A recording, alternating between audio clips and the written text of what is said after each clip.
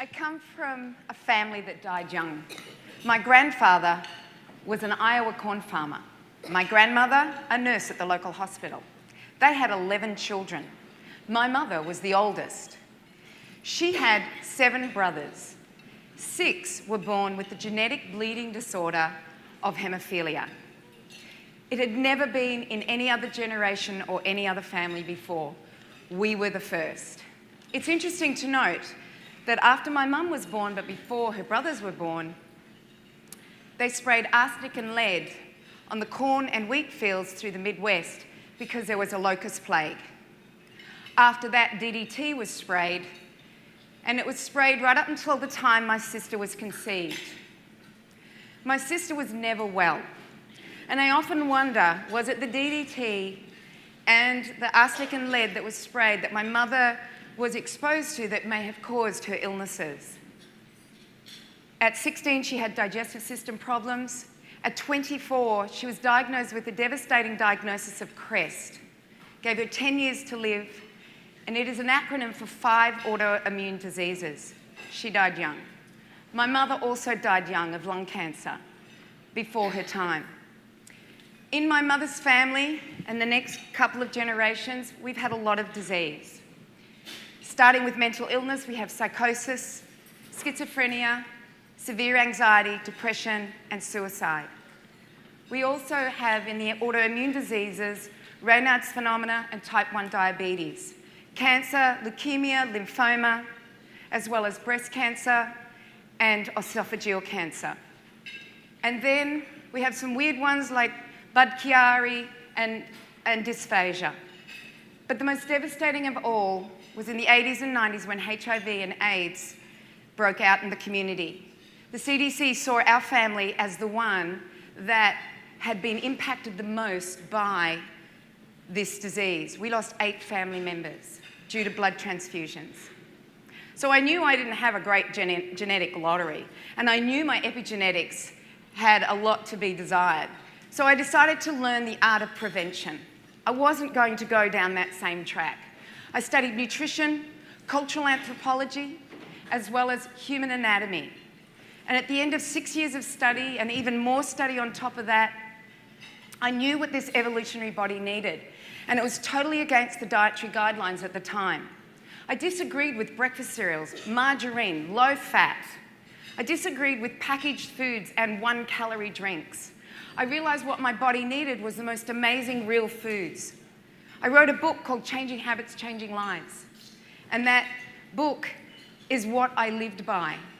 It was about eating foods from scratch or making foods from scratch. I had a small pantry with real foods in it. I made everything in my kitchen. I fed my family exactly the same way.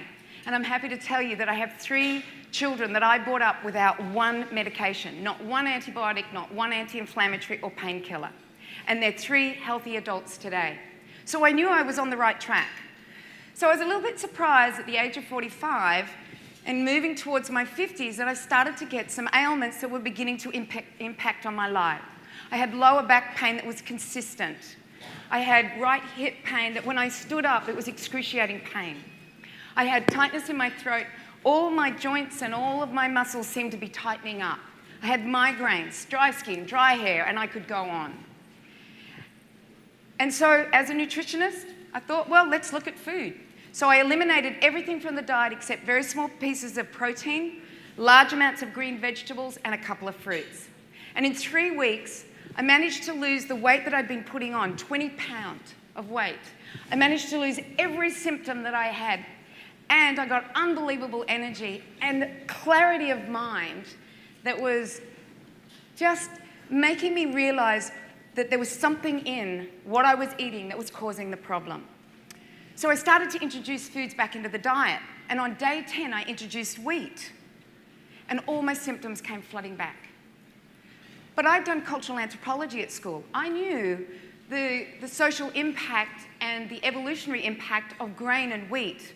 I knew that my Australian Aboriginal people had been grain growers and makers of bread for at least 65,000 years, and the Northern Hemisphere for at least 20,000 years. So why was wheat a problem? I was seeing more and more people with wheat issues, But I had eaten well.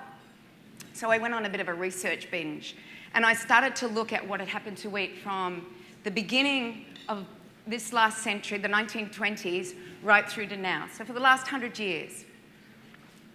I created a documentary, I wrote the documentary called What's with Wheat, and this is what I found, is that we started to refine the wheat grain. We took the germ out, we took the bran out, and we replaced it with synthetic vitamins and mined minerals. We stopped preparing our wheat the way we used to. We used to ferment it or soak it and long cook it. So that all changed. We were growing a lot of it. So therefore it was in everything. It's in every meal. It's in 75% of packaged foods, not only as wheat, but it could be an additive, a preservative, a flavouring, a filler, a starch, a binder. It's also an excipient in our medications and our vitamins and minerals. It's also the beginning of ascorbic acid. So wheat is all in our cosmetics, it's in our makeups, it's in our personal care products, our shampoos, our conditioners. So we're exposed to it continuously. It's been hybridized. But I think the most telling of all things is our agricultural practices. We can spray 10 chemicals on the wheat field from before it's sown right through to the silo.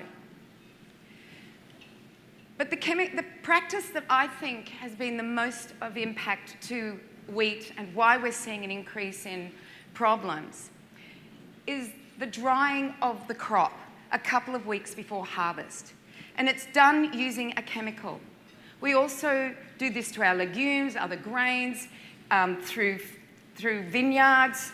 It will be sprayed on the same chemical. It can be sprayed through nut fields and fruit trees. So this chemical is called glyphosate. And glyphosate is the active ingredient in Roundup. So it's also sprayed on our genetically modified Roundup-ready foods. So it has 4 patents on it. And the patents are, the first one was it was a chelating agent. And that was done in 1964. From a chelating agent, it then became a herbicide, so it killed plants. Then it became an antiparasitic, antimicrobial patent. And the last patent in 2010 was a biocide. So what does that mean? Well, that means when we put it on the land, it kills the ecology of the soil, the microorganisms in the soil that help our beautiful plants pull up their minerals to make them strong. And if that chemical is on our food, what it does to us is it slowly erodes that ecology in our gut, that microbiome that helps us digest our food, helps us make vitamins, helps us with our immune system, and many other things it does for the human body. We live symbiotically with it. So when you see these things happening, you're also seeing an increase in celiac disease, wheat allergy, other food allergies, fructose malabsorption, non-celiac gluten sensitivity, as well as we're seeing autoimmune diseases that are related to gluten. So what can we do about it?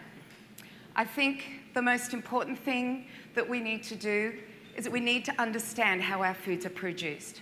Look at the agriculture of our foods. Go back to your farmers' markets. Find out what are your farmers doing with their foods. What chemicals are they spraying or not spraying? I also think if wheat may be an issue, then go off wheat for 6 weeks and see if your symptoms improve. And finally, we need to get back in the kitchen to nurture and nourish our family, and also to feed them, but to heal a nation. And then we may be able to create a tsunami of change as individuals together that will change the health of ourselves, our children, and future generations. And this, I believe, is information worth sharing.